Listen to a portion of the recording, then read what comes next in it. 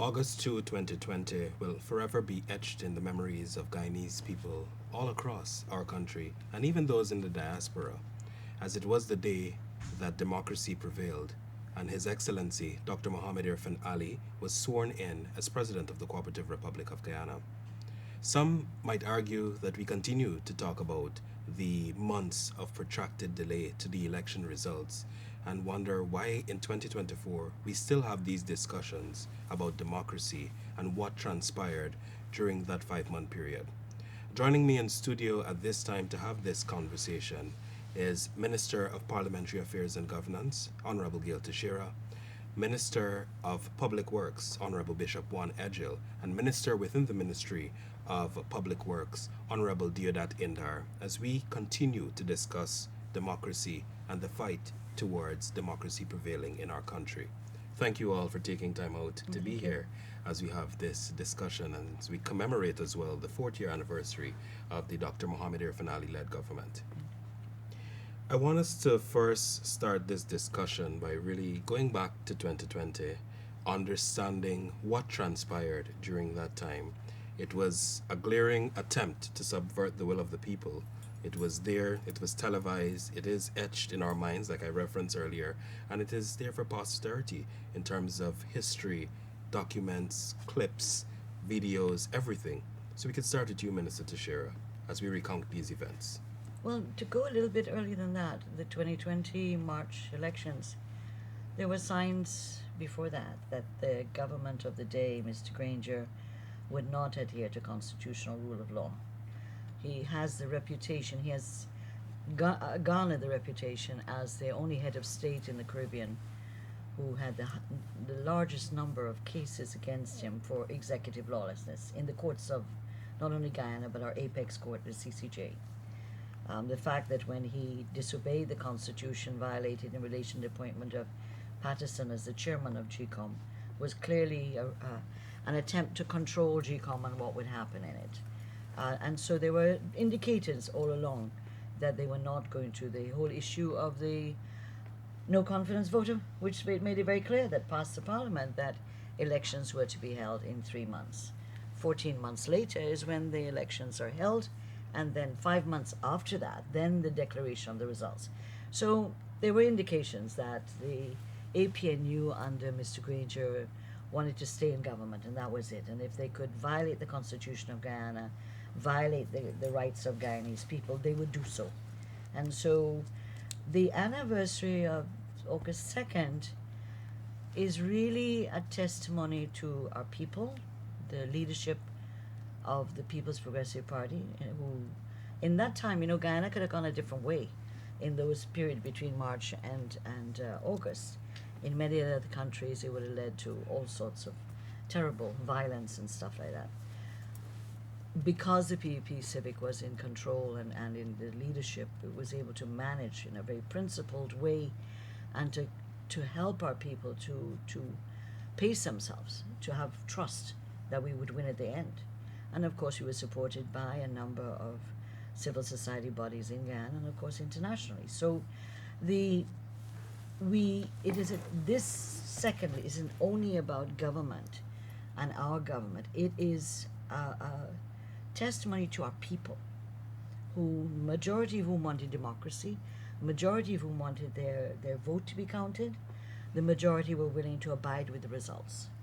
And it is this group of people that we have to honor, who showed that they could stay steadfast in great temptation to rebel, to react to what were glaring and repeated attempts to prevent the will of the Guyanese people being recognized and counted. And so for me, the anniversary is PPP. We won, our government is in, but it's also a vindication of how far we've come from 92 in building a democratic nation and a people that want democracy and want to keep it alive. Thank you for that. I know Minister Indar and Minister Edghill, you both were on the ground throughout the elections, all of you. So you were there witnessing what was happening. So I would also ask for your recount of what was transpiring prior to the August 2 swearing in ceremony of His Excellency, Mr. Well, Minister Edghill. thank you very much, moderator, and greetings to your viewers and listeners. Joining Madam Teixeira in studio this afternoon to talk about those days is a bittersweet experience in the sense that we talked about some of these things before March 2nd. Since the passage of the no confidence motion, the deliberate attempt to frustrate the will of the Guyanese people to reinterpret the constitution, and so when it came to March 2nd and we saw what was happening, it was not only fear, but one of the things that I can tell the nation, and sometimes people miss these very important things. The leadership of the People's Progressive Party and the People's Progressive Party C as a list must be congratulated by all Guyanese for their patience, fine, courageous leadership. We did not allow our support base to erupt into violence and protests and the destabilizing of the country.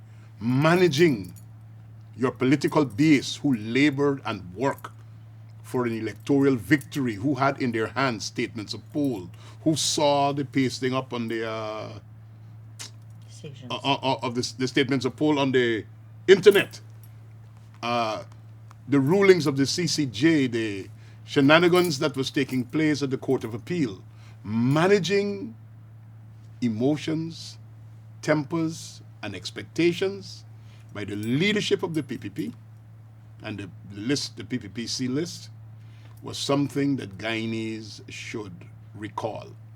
And in that, the outstanding stalwart leading that team was then General Secretary and opposition leader at the time, now Vice President, Dr. Edghill, and our presidential candidate, who is now President of Guyana, Dr. Mohammed Irfan Ali. But you had people like Madam Gail Teixeira, the Executive Secretary of the party, the CC, the EXCO, many of us from the civic component, who had to manage that environment because we were at a brink, is what you call the 2 minutes to midnight.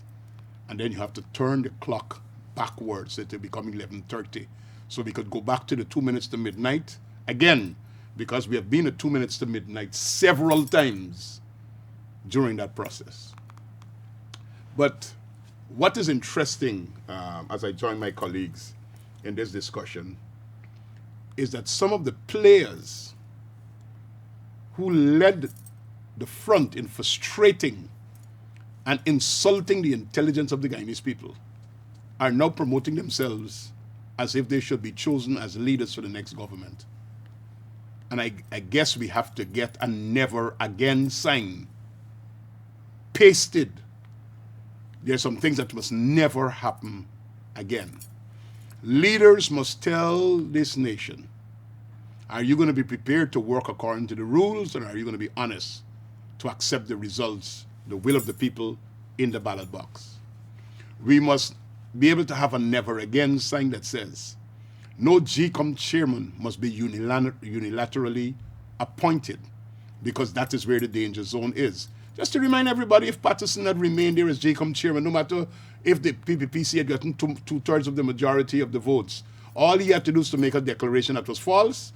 Granger would have been sworn in, and then we would have to go to the court by way of an election petition, and that would have taken forever. The plan was clear to rig these elections way before March 2nd and that 5-month period, and that is what Madam Teixeira was referring to.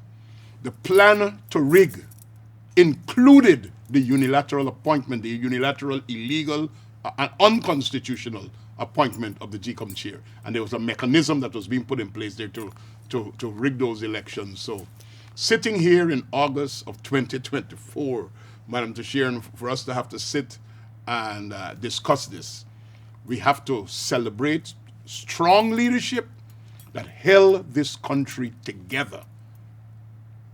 The stakes were too high for leadership not to be there.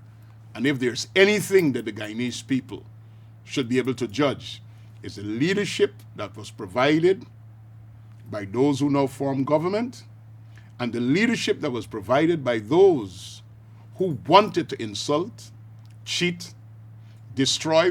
You know, it is strange that a man will discuss 34 is the majority of 65 and now want to be the president of Guyana.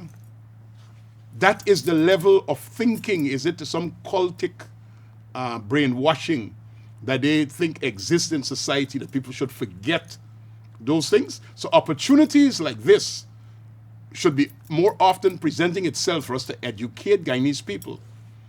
Don't just look at suits, look at track records, because they played a very important role.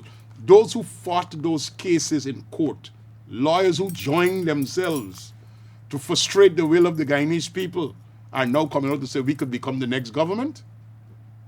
So, listen, it was a hard fight to hold this country together.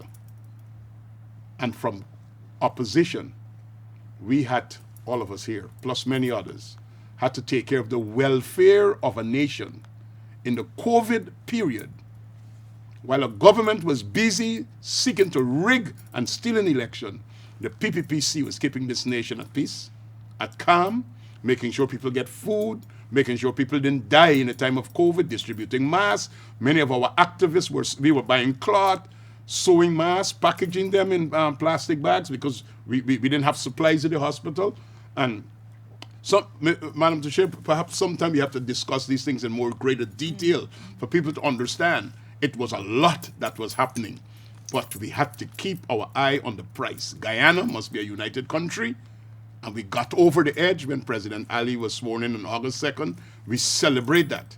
But while we celebrate that, we must never forget. I wanted to use a stronger term, but the occasion would not allow me to use that term. If I was preaching in church, I would have used that term. But for the purpose of public consumptions, we must never forget those who pamphlet themselves as genuine, as Democrats, as people who have Guyana's interests at heart. And then we recently had somebody who was actually going to justify, an elder who was going to justify the rigging because of how evil the PPP is. Yeah. It's cultic brainwashing to tell people wrong is right because of the evil that may exist. Can't go like that. So thank God we're in a safe place. Thank God Guyana is moving forward. Thank God we had great leaders. Thank God for the praying people of Guyana. And a lot of the praying people of Guyana failed Guyana during that time as well, because they were praying, but they were not prepared to speak the truth. And this is something, is an indictment against a lot of people who like to call for prayer and righteousness, that at a time when they should have spoken about what was wrong and make a difference, they decided to become silent. You can't be silent in the face of evil and be considered righteous. And that is, we have to be able to deal with that. Minister Indar, we can hear from you now. Well, first of all, Bruce, I think hour or 50 minutes of our time. I think that one day of the period between the 3rd of March, actually, it's from the 3rd of March all of these things that happened to the swearing in August. One day, the events of one day, I think an hour I might not be able to explain that. But what's critical, as I join my elder Gail Teixeira and Bishop Juan Edghill, what is clear is that when you're in opposition, you're up against a government. The government controls the entire state apparatus.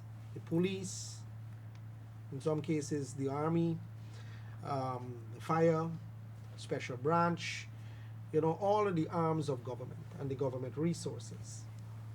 What does the common man in a community have within his arsenal of tools to see change? It's a single vote. One vote he has. That is his weapon to effect change. If a man thinks that the people that are currently in office do not deserve to govern me, he goes and he makes his ballot. If he thinks that they should, he goes and makes his ballot for them or against them. In that process, what we found is that 116,000 Guyanese when the CEO that at that time made it invalid. 116,000 votes. The rigging started in, as my two elders said, long before 2020 election. The machinery to do it was there. Did you know, as of December of 2019, 2 months or 2 months really before the election, international organizations were not accredited as yet? They were not. It's when the U.S. The Foreign Relations Committee came down here and went and meet with president, then those things to the machinery start to accredit people to come and do observership. So the rigging, I remember when it happened. March 2nd, I was at Comrade Irfan House. That was the control for Region 3. At that time, he was candidate Irfan. We were checking SOPs till 5 in the morning. I went home. By the time I get up the day and I'm going to do something, I got a call from one of my colleagues, Narayan Singh, who was in Ashman's building, saying, you need to come. Something looks wrong. It is 5 in the afternoon. When I go to the building in Ashman's building, Anil Nandalal was there. He said his shift changed, so I take over now because some of the accountants that I know were doing the tabulation in that building, and Mr. Mingo were saying that we're gonna count to the end. At 9 o'clock, I see two of the APNU people them bat out the hell out of the office. It was James Bonner and Michael Leonard. I was there. I saw it with my eye. So I went and asked Mingo. I said, Mingo, I thought you said to Anil Nadal, we continue to count. Man, I tired. Shut down the count. At 9 in the night. By the time that, word come. Golden Grove have protests. Everybody scattered. The next morning is when all of the mass and the sickness and the whole shenanigan of the world saw. Now, I go back to the first point. How does a person effect change against a government apparatus is with a vote. And what happened in that period is to usurp that process. That process was since in the beginning, when democracy was formed throughout the globe, where people use vote to choose their government and vote to remove their government. And if people say that you're no longer fit to hold office and govern me, that I need somebody different to govern me and give them a try, they have to respect the will, and the will was not respected. The will was not respected, and the machinery came into place to make every single excuse known to man to prolong them staying in office, to go to courts over and over, as we say in the countryside, to gote wandal. You know, you gote wandal, one case over and over into the court till they come up with the term res judicata, mean the matter has been tried and went to finality. You can't keep getting another man to come and try the same issue, and that is what they were doing, kept them so long into the courts. Thank God, young President Ali, 40 years old, came into office at that time. I think he just became 41 May, and he got into office, and you see the government that is working for the people. Breakneck speed, we work, we serve people.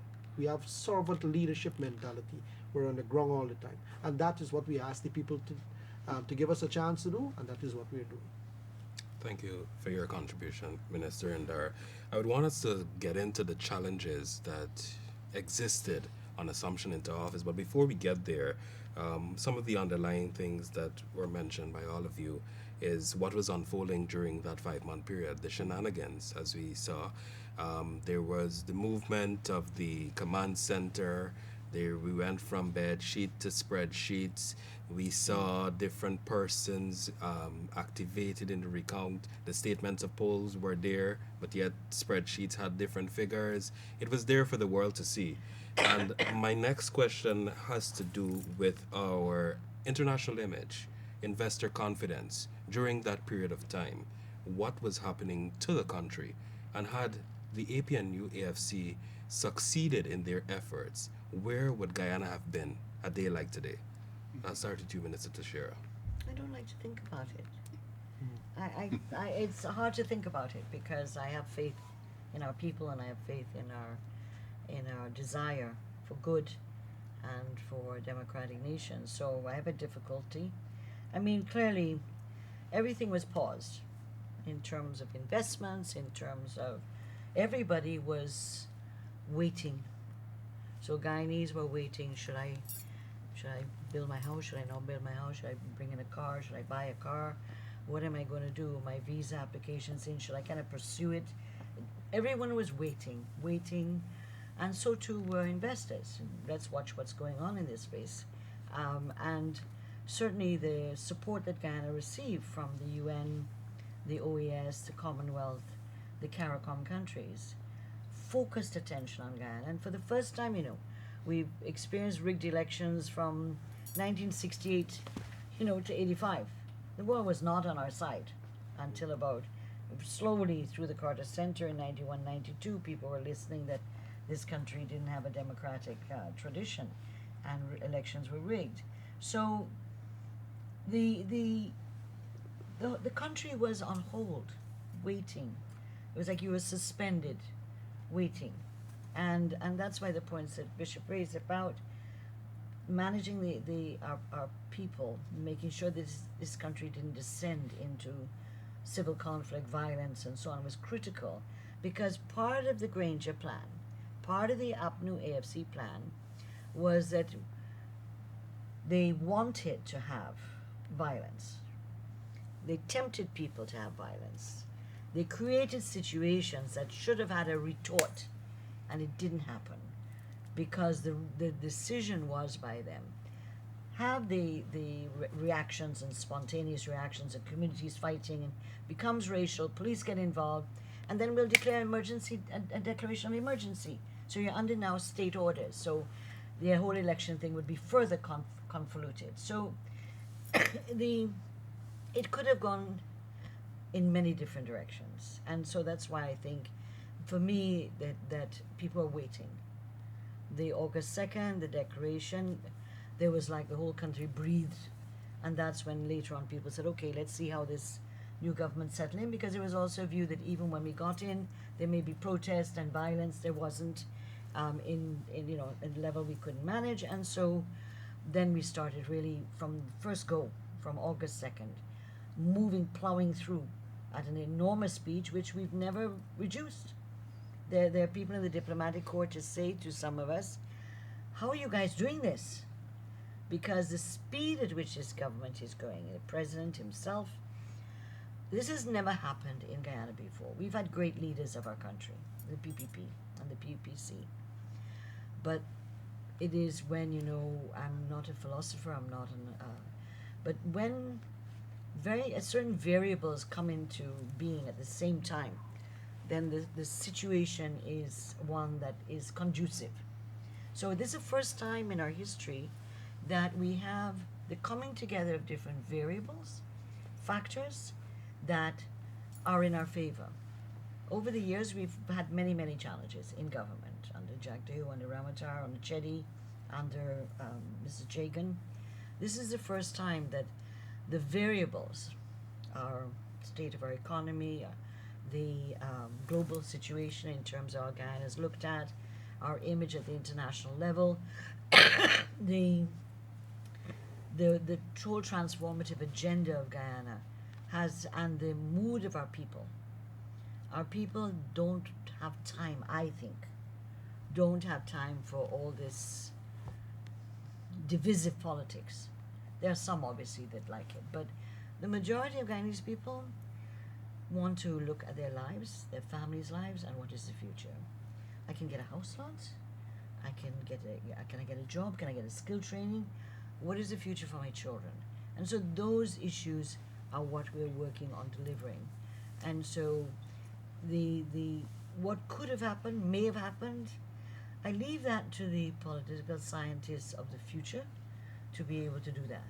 But I think that having gone through what we went through, there was a lot of goodwill for Guyana after.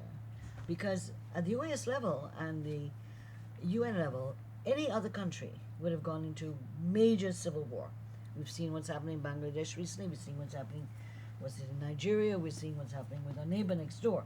So we could have gone that way, and worse. But we didn't. And again, you go back to leadership, management, political responsible leadership, and ability to have people trust that leadership, that it can bring us through the worst of the environment. So I think that it could have gone a different way, but it didn't. And there are factors of why it didn't, and we should honor those and make sure we retain those, that we don't lose that over the years coming up in the new evolving Guyana. Minister Edghill, would you care to add to that? You know, you were asking specifically about how were we viewed by the international community. That view was expressed in statements that came from responsible bodies, the OAS, the Commonwealth, the CARICOM. But just to remind Guyana, the then Minister of Foreign Affairs, Dr. Karen Cummins, was threatening international observers to revoke their accreditation as observers to the election.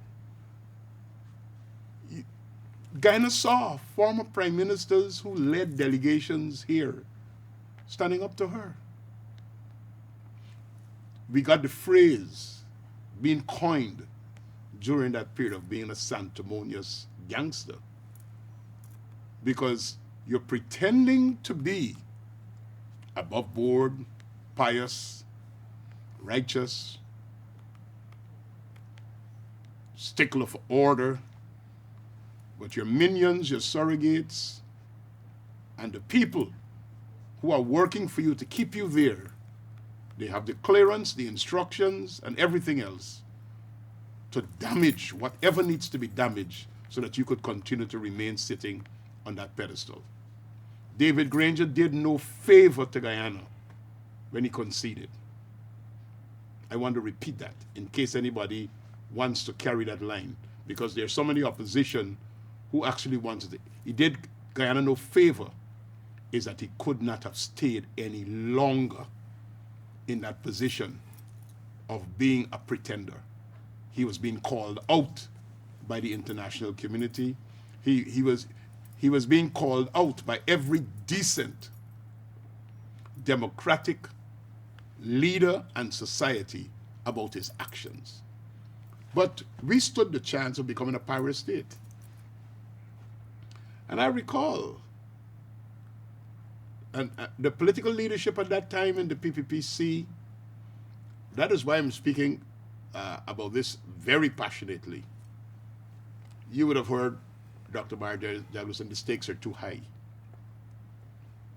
Let's take it calm. Let's keep our people together. We're going to get through this. If there was one man who was confident that this will turn out right at the end, was him. Because I think he understood the body politic of what was playing. But in all fairness, it was during that 5-month period too. A lot of strong PNC, APNU, AFCites started jumping ship and abandoning. Because when the rig became so obvious and become so dangerous, some people started to either be quiet or disappear quietly into the twilight. But they had the core riggers. The core riggers. Listen, I sat as in the Recounting station. I was one of the persons for the PPPC that participated in the Recounting, and I dealt with Region 4, I guess. Some people in the PPP believe that I would have fared well in Region 4, which had the great problem. During the election period, I was in charge of Region 10, like I've been for the longest while. Region 10 had no issues with cheating and rigging. Their figures were fine and everything. Region 4 is where I had the problem. So I went into the stations. We had people like Kadaki Amsterdam. I am not disappointed or surprised with some of the things he says now in his program. I sat with him for 1 month, even though I didn't know the gentleman before. And he was so brainwashed that they had won the election, or he was living in a delusional environment. Somebody told him something. And I'm saying to him, we just counted the box. What does your statement of poll say? Look what mine said, and look what is up on the screen. And you can still be keeping lies? Yours told you that you have a number that we didn't find in the box. Mine said we have a number that is similar to what was just found in the box. Why would you continue You don't know, of course. You had all the insults that you're a sellout, you're a Judas, you're a this, all the racial epithets that went along with it. So I'm not disappointed when I see some of them pontificated on social media. That hurt. I don't know how they could survive in communities having gone out so far on a limb and did some of the things. But you know why they're still surviving? Because of the forgiving nature of the Guyanese people, and particularly those of us in the PPP. We didn't go after them with hate and bitterness and all the rest of it. We stick with the law, we stick with principle. It's disappointing that the case for those who have been charged has now been suspended for another month, and the Guyanese people are becoming impatient about that. I don't want to discuss the merits of the case, but I'm noticing that 30 days sick leave for the magistrate. That's where we are right now. That's when it's going to resume. But people knew. People knew. And I want to be very clear on this, because while Guyana is moving, and I'm proud to be part of a team that is making sure that Guyana's development and image internationally is properly preserved, we are leading. There could be no conversation around the world where climate security, energy security, and food security is discussed, where Guyana is not playing a leading role. Climate security, energy security, and food security. Guyana is playing a leading role around the world where that is concerned. But there are many still who reside in our society who make comments daily about the president, who make comments about the government. Why don't the Guyanese people put a letter to the newspaper and ask G.H.K. Lal, whoever he is, I don't know the gentleman, but he writes a lot, he criticizes the government. Where was your voice during the 5 months of rigging? Show us the letters and the commentary that you made that was against the rigging. Are you a rigger or not a rigger? We must ask people like Mike McComrack from the Guyana Human Rights Association, where was your voice during the 5 months of rigging? What were the statements you made to say this was wrong? We must also ask some of my evangelical and Pentecostal pastors, whose sermons could be very vibrant. Why were they silent? And why their sermons and their exhortations to the nation was absent during that time? We had to stand in that place and say, we'll get over this. And you know what? President Ali came to office as president. The first day he sworn, the senior members of our cabinet hit the road running, got the other members of his cabinet in place, and we didn't go to fight with anybody who didn't support us. We became a government for all the people of Guyana. So I can sit here 4 years after, and if anybody comes to me with a line about your government has discriminated against a community, I would laugh, because I have the evidence to show that we didn't govern based upon the ballot box. We governed based upon the fact that all Guyanese are deserving when it comes to house lot distribution, when it comes to communities where we would have done roads, when it comes to health care, when it comes to education, when it comes to the scholarship grants that were given out. The facts are there. We did not punish even our haters and our detractors. We came to office with humbled, and we saw ourselves as being servants, and we took the posture. We'll be humbled. We'll not use our office to abuse. We'll use our office to serve. And that is the success of the PPPC over the last 4 years. The servant approach to leadership. We're one of the most accessible governments. Ministers can be reached anywhere in the fields. You go to communities, they have seen tens of government services rolling out at the same time. Ministers are everywhere because we saw ourselves as servants and we continue to serve. But don't forget that a lot of people who want to pontificate now and be loud in the face of the rigging You don't judge a man about where he stands in the good times. Guyana is having good times now, so people are free to speak. Judge a man where he stood at the times when we were in adversity. And if you didn't have the moral fortitude and the ethical capability to lift yourself out of just personal gain and deal with a bigger picture, don't lecture us now. The PPP and the PPPC showed that it stood for ethics, morals, had values, valued Guyana above just the one for political power. We preserve this nation. So President Ali's One Guyana platform, people should appreciate, because like Comrade Teixeira is saying, if it had gone different, if we didn't provide a responsible political leadership, but we were a laughing stock in CARICOM. I recall when the heads of government came here, we attended those meetings with General Secretary Jack Dio and presidential candidate Air Finale, the long nights at the CARICOM headquarters, and you had a sanctimonious gangster who's believing that he could just gaff this thing away.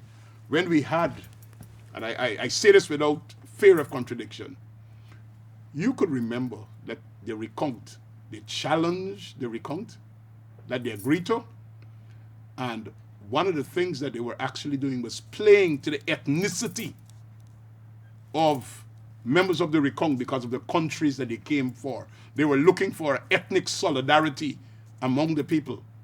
We remained calm, professional, and put the results out there. So Guyana is in better hands.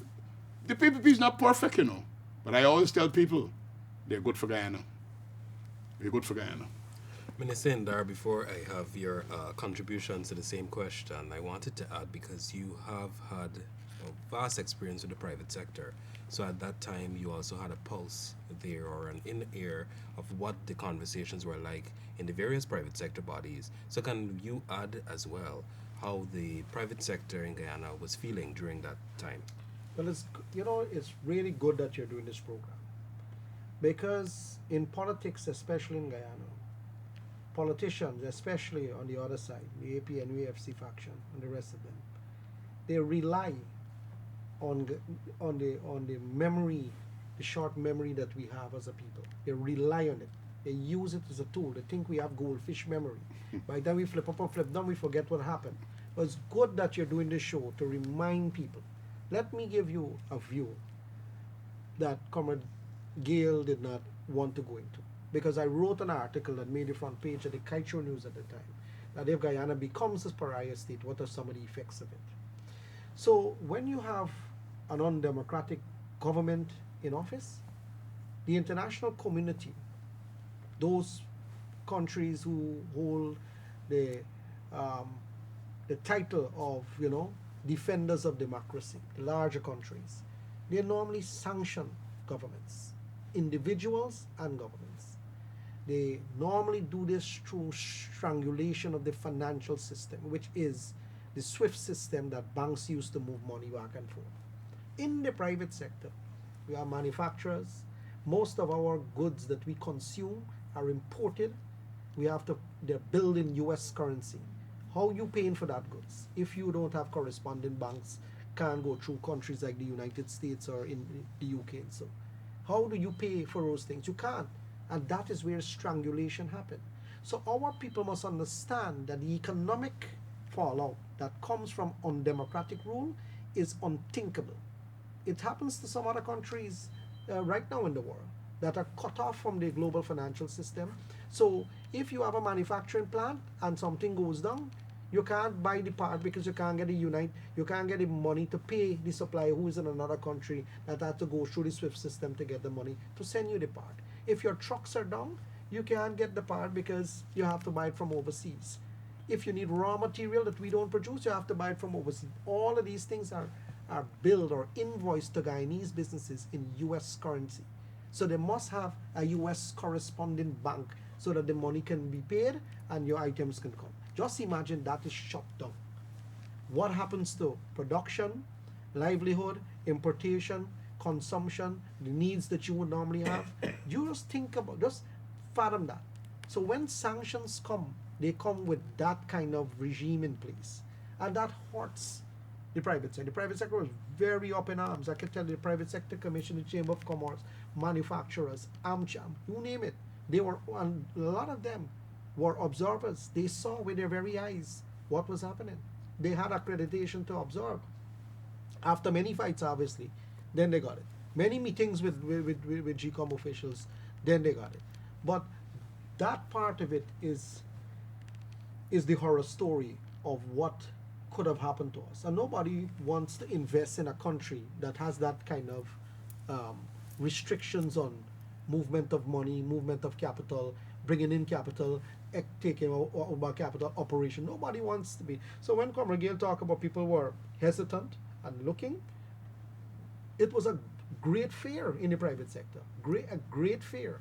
Nobody was investing. In fact, what was happening is that persons thought that Mr. Granger would have stayed in government because every time he was preparing to be sworn in, preparing to be sworn in, people were moving their money out of the country. So there was a hollowing out of the country's foreign reserve. There was a hollowing out of it because people who had money say, if my money is left here, and I can't get it, how am I going to get it out? You can't get it out after if you cut off in the financial system. What are you going to do? Take it in Guyanese dollars? The minute you, in a sanctioned environment, currency valuations start to move in negative territory. So business people, Guyanese people, they're not stupid. They know, and a lot of folks start taking out the money. We saw it. We saw the numbers too.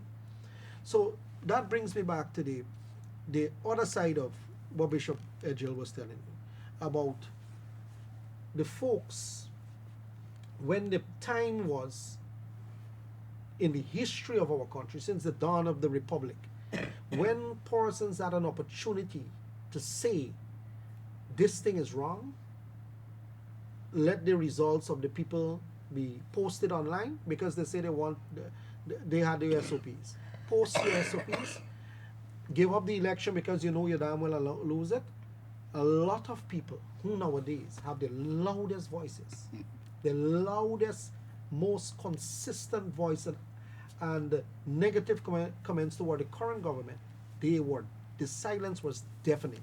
I can tell you mentioned some of the names, but there's a long list of them. It was deafening. Now, that is their cross to carry. The media should put them, every time they come with this righteous, holier than thou position, how they know better and they've done better and they could have do better, coulda, woulda, shoulda, but you didn't say when the time was appropriate that rigging is happening, you all stepped down from it. It stayed absent. And that is their cross to carry, Bishop. That is their cross. But did you remember the big tent in front of the misinformation test, Otachong Conference Center where the recount was going on? Yeah. Do you remember that some of those same people are now sitting in Parliament as members of Parliament representing people? Do you recall the narratives that they were spinning out there? How could they be trusted? One of the things about leadership is you got to trust people. You got to trust people. But the image that Bishop was talking about earlier didn't just arrive back, you know. You have to work on it. We have to work it because we have destroyed a lot of those folks were cussing out the regional leaders. They were cussing out international observers. They were destroying Guyana, chopping our legs off our feet when it comes to our repetition. It had to be built back. President Ali did that building back. He went out there, met with people, rebuild back in that relationship with our partners, regional and global partners. So it didn't just happen back just because you had a new government. You had to work back at it. Everybody was accused. The minute you spoke out against, at the time, Granger and the AP and UFC, you were an enemy of the apparatus that they put in place to cost people day and night. Thank you. I want us to look now. I know it is a lot to unpack, and Minister Indar did hint that we won't have enough time to go into everything, but specifically the challenges that were met when the PPPC assumed office there in 2020. Quite coincidentally, we had you, Minister Edghill, presenting the first emergency budget to the National Assembly to get the economy back on track. Can we talk a little bit about some of the interventions, some of the things or challenges that had to be fixed by the Irfan Ali-led PPPC government? We had to take our feet off the neck of the Guyanese people. You remember that term of art. We had to take our feet off the neck of the Guyanese people. We had to give people hope. So that emergency budget, one of the first things we did, you go back to it, the measures, the 200 plus items that we told the people while in opposition that we were against, we revoked them immediately.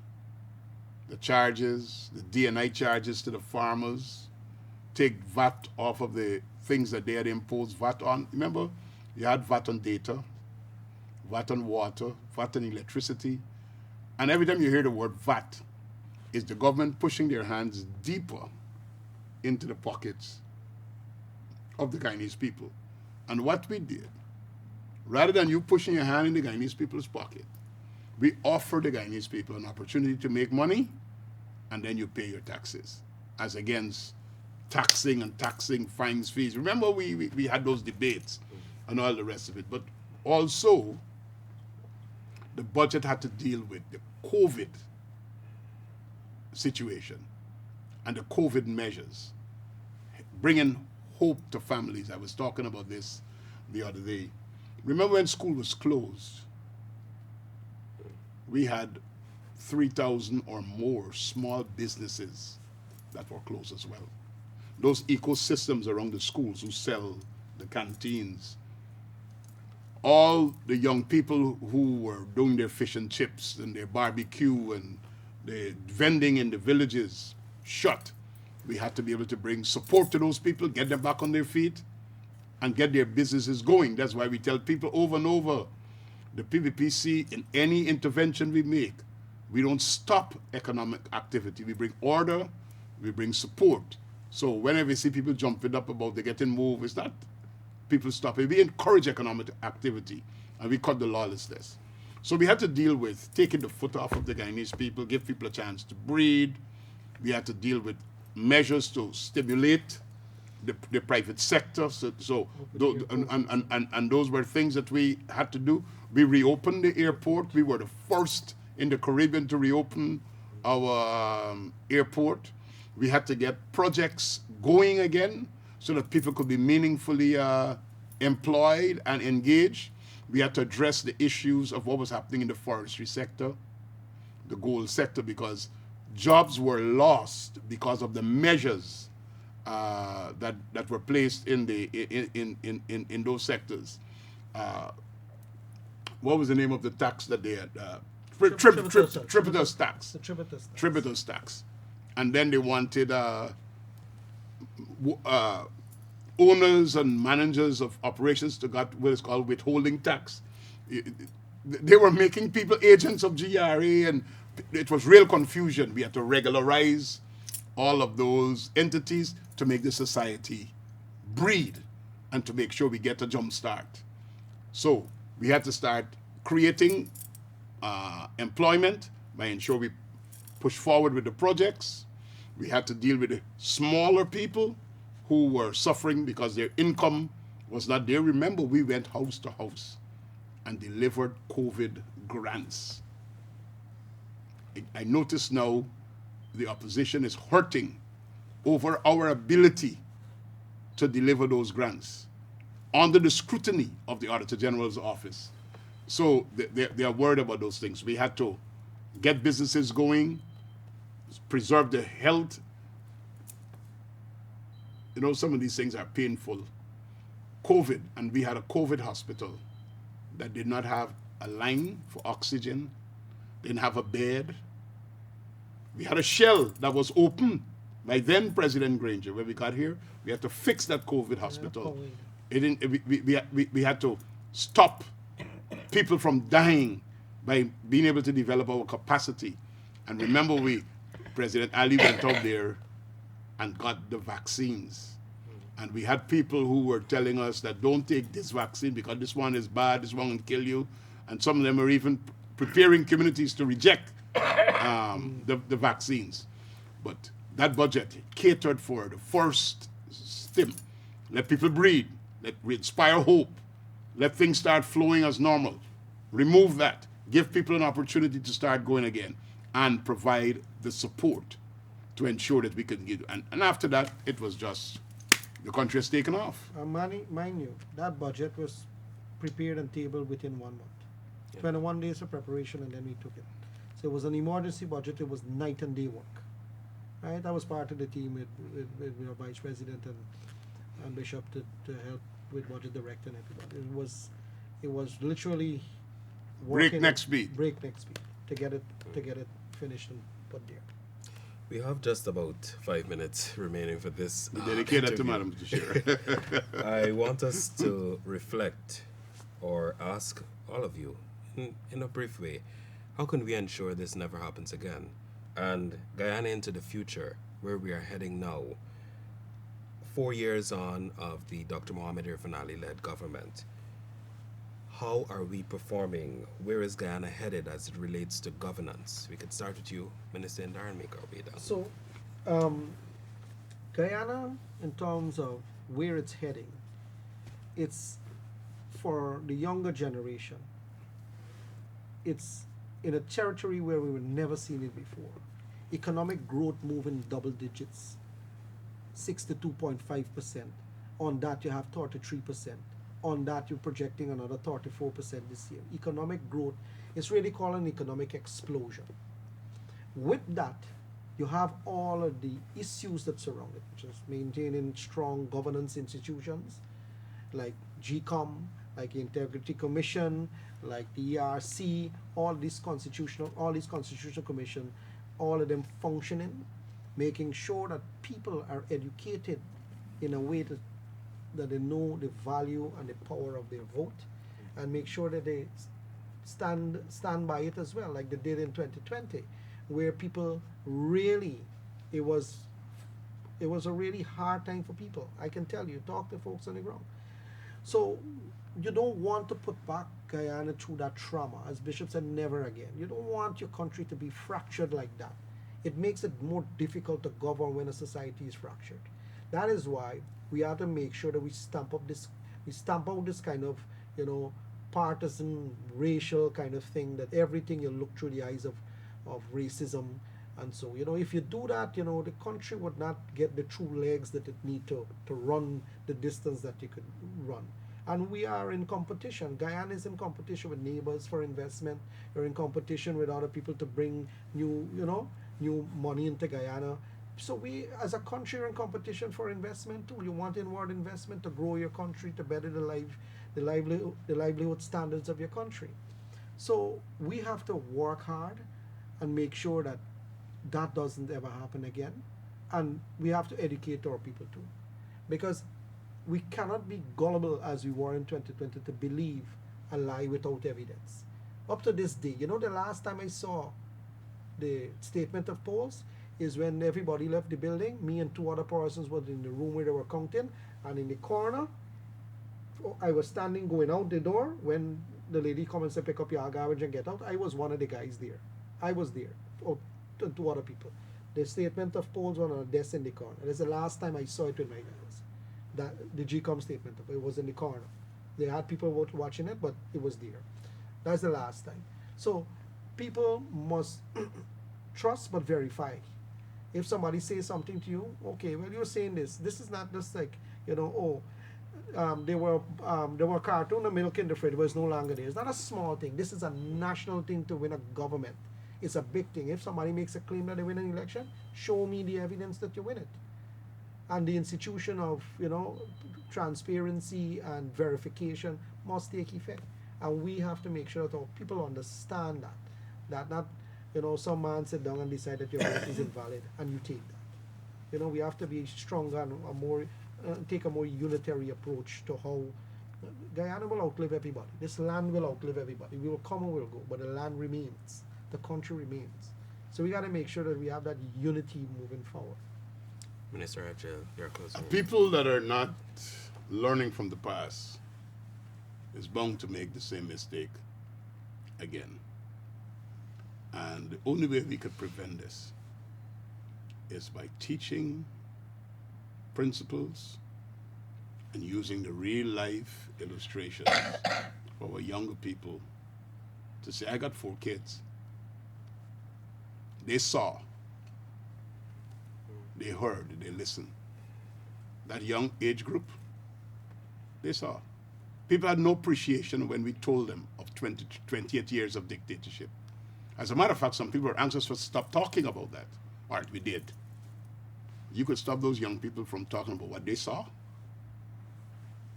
But we have to educate our people. And the big challenge here is that Guyanese must learn to interrogate their leaders and make sure that you're not deceived by a suit or a silk tie.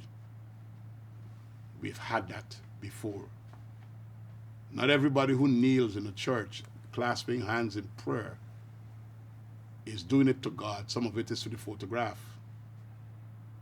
We must ensure people's hearts are in the right place, and we must ask the tough questions. And I'm saying this across the board. We must ask the tough questions. If not, we could end up with dictators. We could end up with people who are concerned more about themselves and their image and not the people. But Guyana is maturing, and I have the confidence that that political conversation will help us to never get back to where we were. Mr. Teixeira. How do we try to ensure that the events of 2020 don't happen again, or the threats to our democracy in other forms? A number of things that we did and are doing are means to which we can try to reduce or prevent that from happening. Strong institutions, which is what my friend and colleague, your dad, spoke about. Memory, institutional memory of what transpired, historical context. And there also so you have the constitutional framework, which I still believe Guyana's constitutional framework is a progressive one. And we will be starting a constitutional reform process that will take a year or two, goodness knows, but the people will decide that. The electoral laws, we went back, we had consultations to try to remove the ambiguity in the ROPA and in the Registration Act, to try to prevent such aberrations and abominations like what happened in 2020. But the other part is how do we run our country? One of the things we keep repeating over and over again as a government: inclusion, participation, transparency, and accountability. These issues. And delivery of services. Pro-poor, pro-growth. The whole issue of the climate change and low carbon development strategy is based on a sophisticated process of a diversified economy that will preserve and protect our ecosystem, but at least, and also benefit from it. So we're not living in exotica and quixotica, which is what many people say, don't touch the oil, don't touch the trees. So how do we develop? When we say, no, we manage our resources. We have managed our forestry well. That we are one of the lowest deforestation rates in the world, at 0.06%. We also will be dealing with oil and gas and other things that come up. But the fact is that the preservation of democracy is when people feel the ministers come and have a community meeting, we tell them about the road. And they're told this will be fixed next month, next 6 months, next year budget. And they see it happen. The access to services, you go to a health center, you go to a hospital, there are drugs there. I want to remind people in the 5 years of Granger, parts of this interior didn't have basic drugs, did not have basic essential drugs. And that's why they got this, their pants were caught down on the COVID one. Because the issues of COVID didn't begin in March with the first case in Guyana. It started months before, in which countries were watching a new phenomenon taking place, particularly in China. So that the role of government to, one, have a policy, as we do, pro-poor, pro-growth, a national agenda that is supported by the parliament, a parliament that, whether the opposition likes it or not, has not gone into what you call excesses and undermining parliamentary democracy. Parliamentary democracy is there. It's how they use it. You see, one thing about the PVP we learned in 28 years in opposition, and we're the only political party, I think, in the world that came out of opposition for 28 years and came back stronger. Most opposition parties, if you're in that long time, you're no longer relevant. You disappear. You disappear, and so one thing we learned in those 28 years, be a damn good opposition. And so when we got into the opposition, we said we were putting fire to their feet, and we did it, and we did it well. And we exposed. That's the role of the opposition. And that is part of the checks and balances on a government that must be there. You're telling me this opposition does their work well? No. We do our work better in government, too. So the issue of how do we try to ensure, one cannot, I believe, predict. I'm not a Farsi to say, these things can and cannot happen. But in politics, yes. And if you've been in politics long enough, there are a number of what are the worst possible things that happen, the middle ones and the least ones that can come at you. And so you have exogenous issues that we can't predict, but we know they're there. Price of gold, price of oil. If it goes up and down, what will be the impact on the Guyanese economy, on the cost of living? Disasters. That is a normal now part of our description as a country, and many countries of the world. We now have to deal with disasters. Is it floods for Guyana? Is it fires? And so those are things we can't predict, but we know that can impact, can make a country have difficulties. People are not being able to live the way they did before. Things have got harder that are not the cause of the government, but a cause of other factors. That will be the challenge for us, and to be able to make it and manage it well. And what we did in coming into government, recognizing with the 250 taxes, the cost of living, was to try to immediately bring relief in a variety of ways. People complain about the cost of living, but if you look in the United States and other countries where the cost of living is still high, where there are now documents and write-ups that Americans are no longer having their Sunday roast supper. They're cutting down on going to Starbucks. They're cutting down on going to the fast food places because the money isn't stretching. So cost of living has post-COVID, all the other factors impact on all of us. But no one can say about us that we have not brought efforts and measures to cushion the impact on the Guyanese people. And so these are all factors, though, Bruce, that could lead to a situation where there might be attempts to reverse or to opportunistically create a situation to reverse.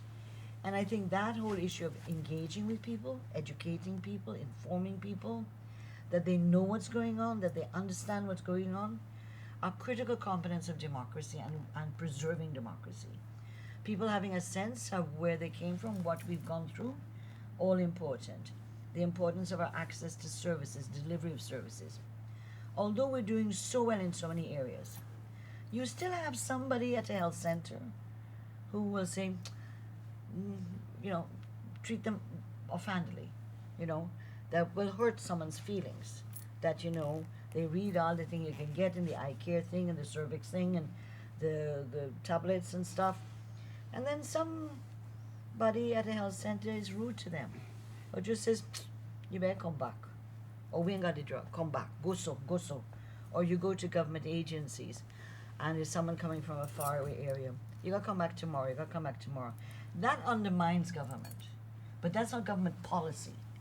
And that is what the kind of things as a government we have to constantly be addressing to ensure that when we say access to services, inclusion and participation, that people are not hearing ministers and presidents speak, but then when they get down to the brass tacks, they're then told, they get a different picture. Those are things that undermine and can lead to doubt and whether um, you're really serious.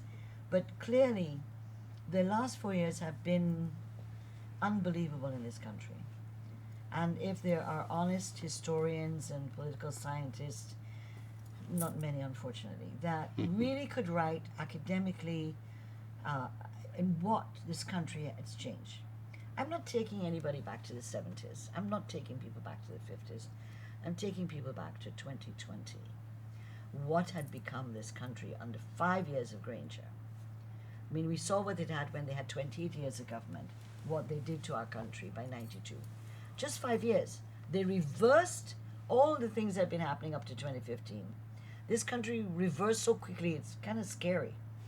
And so 2020 to now, what we have done, the architecture, you go down any street, you go into any housing scheme, you go into any community road, you go into any farming area, you go new schools, new nursery schools, health centers, hospitals.